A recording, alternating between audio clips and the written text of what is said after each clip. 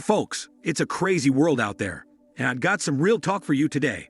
I recently went grocery shopping, and I couldn't help but notice that things are getting a bit tricky when it comes to finding certain food items. It's like a real-life game of hide and seek on those store shelves. But hold on to your hats, because there's more to it than meets the eye. You see, it's all about the good old law of supply and demand. You don't need a PhD in economics to figure this one out. When supplies are low, prices tend to shoot through the roof. And that's exactly what's happening with our groceries. It's like a 1-2 punch for our wallets, especially for folks living on fixed incomes or struggling to make ends meet. Now, don't get me wrong, we're not talking about food rationing here. But there are folks out there who are feeling the pangs of hunger because they can't afford the same foods they use to feed their families. If you're one of those folks who dine out more than you cook at home, you might not have noticed the grocery store shelves looking a bit sad and empty. The culprit? Reduced agricultural production. It's hitting us right where it hurts, in our stomachs. Ever wonder when those shelves get restocked? Well, it's a bit of a mystery, my friends. Different stores have their own secret schedules. Some do it in the dead of night, while others keep restocking throughout the day, but in limited quantities. Can you blame them for not wanting to navigate a sea of shopping carts while trying to replenish their stock? Nah, didn't think so. Some stores even start restocking as early as 2 o'clock in the morning, or whenever their scheduled truck full of supplies rolls in. Let me give you a piece of advice though. If you stumble upon a great deal at your local grocery store, don't be shy about stocking up on what you need. Just make sure it's stuff you can use up before it turns into something out of a science experiment. Trust me, nobody wants to deal with rancid or overly expired food.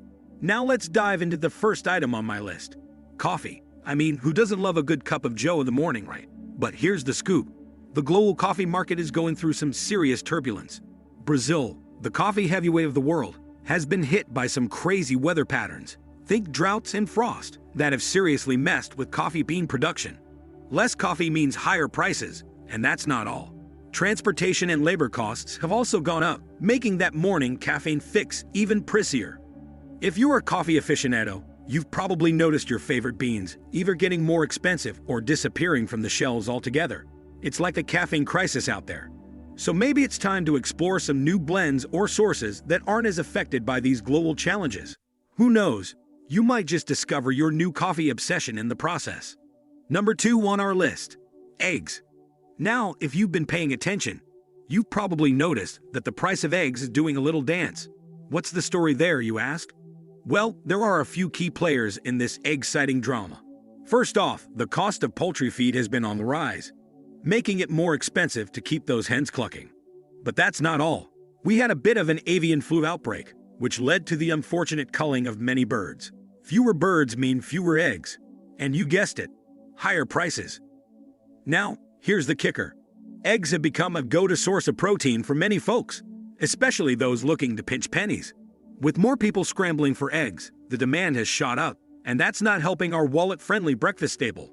In some places, they're even putting a cap on how many cartons of eggs you can snatch up.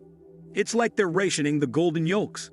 This situation just goes to show how connected animal health, feed prices, and our food supply really are. Next up, number 3, bananas. The humble banana, a beloved household favorite. But guess what? Bananas are facing their own share of troubles. There's this pesky fungal disease called tropical race 4, TR4, and it's got a beef with the Cavendish banana, the one we all know and love. This disease has been spreading like wildfire in banana-producing regions, putting our banana supply at risk. But wait, there's more. Bananas are a real pain in the neck to grow, and that labor-intensive process isn't getting any cheaper. Plus, you got the whole transportation thing, which adds to the cost. And let's not forget about climate change, with its wild weather patterns that can throw a curveball at banana production. All of these factors combined mean that you might see bananas doing a little disappearing act at your local store, and when they do show up, they might come with a price tag that'll make you do a double take. Number 4, canned goods. You know those trusty canned goods that have saved us on lazy cooking nights. Well, they're going through a bit of a transformation. See, the aluminum used to make those cans is getting harder to come by. That means not just fewer canned veggies and suits for our dinner table, but also for our furry friends. Pet food is feeling the squeeze too. Now, I don't know about you, but I don't drink much soda in cans. But I heard a rumble about how expensive soda is these days. So I did a little recon at a few grocery stores, and what did I find? Shelves looking pretty bare and prices that had me raising an eyebrow. And get this, they're even rolling out mini cases of soda, like tiny cans in a 12-pack. Is this the new normal? Time will tell. Number 5. Chickpeas. Hold on to your falafels, folks, because chickpeas are in a bit of a pickle. The Russian invasion of Ukraine threw a major wrench into chickpea production, because those two countries were the big players in the chickpea game. Even right here in the good old USA, farmers are opting for other crops, leaving chickpeas in the dust. So what does this mean for our beloved hummus? Well, it might be time to get creative and start experimenting with different beans for your homemade dip. But that's not the only problem. The metal used to make those trusty cans is also in short supply. And guess what? Drought conditions are rearing their ugly head again, making it tough to grow the food we all rely on. It's like a perfect storm of food challenges out there, folks. So keep your eyes peeled and maybe start thinking about some tasty alternatives for your pantry. Number 6. Dog food. Let me tell you, folks, our furry friends are feeling the pinch too.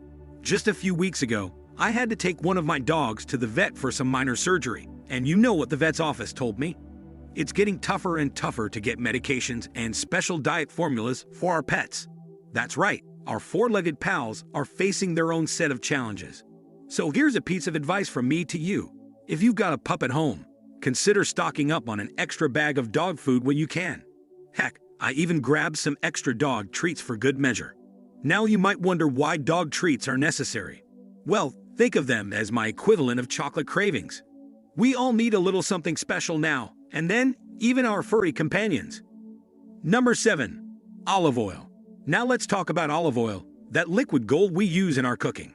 You see, olive oil industry has been going through some rough patches lately. It's like Mother Nature has it out for our olives. Countries like Spain and Italy, which are big players in the olive oil game, have been hit hard by climate change.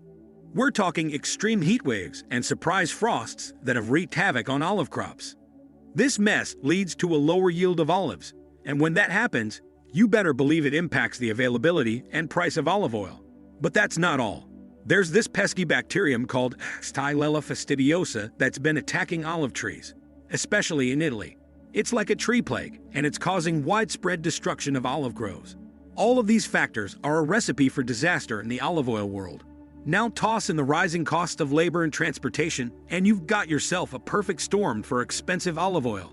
So if you're an olive oil enthusiast like me, you might want to start considering some alternatives, or using it a bit more sparingly until things settle down in the market. And here's a little food for thought, my friends. It's not just the olive oil and dog food that are feeling the heat. The cans for cat and dog food are also in short supply. And don't even get me started on the soaring cost of shipping. You've probably noticed the gas prices going through the roof, right? Well, that's affecting everything, because those truckers are shelling out big bucks for fuel just to get our groceries to the stores. Number 8. Rice. Now let's talk about a kitchen staple that's been causing a bit of a stir. Rice. You know, that trusty side dish that goes with just about everything. Well, it turns out rice has been facing its own set of challenges. First off, climate change has been playing tricks with rice production. Unpredictable weather patterns, droughts, and flooding have made it harder for rice farmers to get those grains in the ground. And when they do manage to grow rice, it often results in lower yields. But that's not the only issue. Rising labor costs and transportation expenses are also contributing to the rising prices of rice. It's like a perfect storm of factors, pushing up the cost of this essential pantry item. So if you're a rice lover like many of us are, you might want to start thinking about stocking up on a few extra bags. Rice can be a real lifesaver in the kitchen when you need a quick and filling meal. Just remember to store it properly to keep those grains fresh for the long haul. Oh, and speaking of recalls, I heard just this week that there's yet another one on infant formula. It's a head-scratcher, really. With all our fancy technology and food production know-how, who would have thought we'd still be dealing with recalls? So my friends, heed my advice. When you can, stock up on those grocery items. You never know what might be missing from the shelves next year. But remember, only grab what your family will actually eat. And while you're at it, teach your kids and family how to cook from scratch. It's a skill we all need. And who knows, it might just become a family tradition. So there you have it, a grocery store adventure full of twists and turns. Stay prepared, stay informed, and keep those pantry shelves well stocked, folks.